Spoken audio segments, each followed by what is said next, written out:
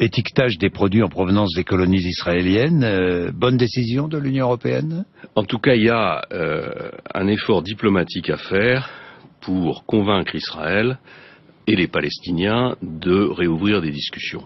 On voit, et tous ceux qui se rendent en Israël et en Palestine le voient, on voit que d'année en année, la perspective de la construction, de la réalisation d'un État palestinien s'éloigne.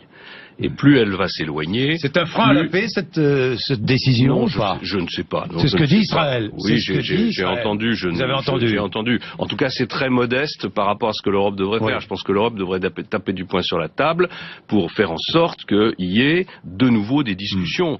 Les Palestiniens ont leurs responsabilités parce que malheureusement le Hamas bloque le processus et ce n'est pas un interlocuteur avec lequel on peut facilement trouver des solutions.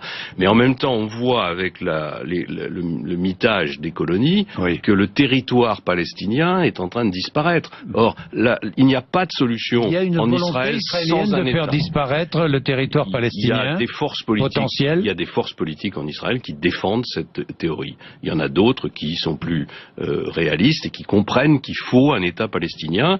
Je ne sais pas lesquels sont en train de l'emporter, mais ce que je constate quand on va sur le terrain, c'est que l'État palestinien, il devient de moins en moins viable compte tenu des implantations. Il y a une volonté de faire disparaître?